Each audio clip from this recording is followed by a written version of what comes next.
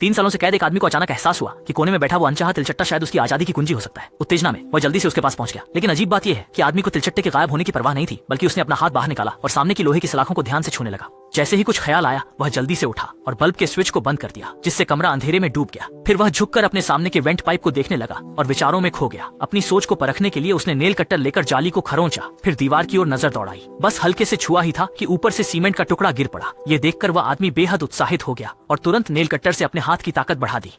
वास्तव में वर्षों से खराब हालत में पड़ी दीवार आसानी से टूट गई और इस वक्त वह आदमी पूरी तरह से ताकत से भर गया था। उसे ऐसा लग रहा था जैसे आजादी उसे बुला रही हो। 2 मिनट के बाद लोहे की जाली के चारों ओर उसने इसे ऐसे उखाड़ा कि वह उबड़ खाबड़ हो गई। लेकिन ठीक उसी समय बाहर से अचानक एक आवाज आई। उसने मुड़कर देखा तो सामने वाली जेल से उसके साथी कैदी की आवाज थी। हालांकि इस छोटी सी घटना ने जेल में बंद आदमी को शांत कर दिया। साथ ही क्योंकि नाखून काटने वाले की पकड़ का क्षेत्र बहुत छोटा था, उसके दोनों हाथ बहुत थक गए थे। इस समय उसे एक सहायक उपकरण की सख्त जरूरत थी। वह समझ गया कि यह भागने का सबसे अच्छा समय नहीं है, इसलिए उसने फिर से लाइट जलाई और बिस्तर पर लेटकर धीरे धीरे अपने मन की योजना के बारे में सोचा। लेकिन अगले दिन जब वो आधे में खाना खा रहा था तो उस आदमी ने अपने हाथ में चम्मच को ध्यान से देखा और उसके दिमाग में अचानक एक साहसिक विचार आया। उसने देखा कि जेलर इस ओर ध्यान नहीं दे रहे हैं, तो उसने फौरन कार्रवाई की और चम्मच को अपने जूते की एड़ी पर बार बार रगड़ना शुरू कर दिया। जब उसका उद्देश्य पूरा हो गया, तब जाकर उसने निसंकोच जेलर को बुलाया। फिर उसने अपने हाथ में पकड़े हुए गंदे चम्मच को ऊपर उठाया और एक नए चम्मच की मांग की। पास खड़े साथी गवाह बन गए और उस आदमी के लिए छुपाने का काम किया। दोनों के चेहरों पर भाव बेहद स्वाभाविक दिखे, जिससे गार्ड ने कोई परेशानी नहीं दी और खुशी खुशी इस मामूली से अनुरोध को मान लिया। लेकिन गार्ड को यह नहीं पता था कि यही निर्णय इस मजबूत और सुरक्षित जेल पर एक अमिट धब्बा लगा देगा।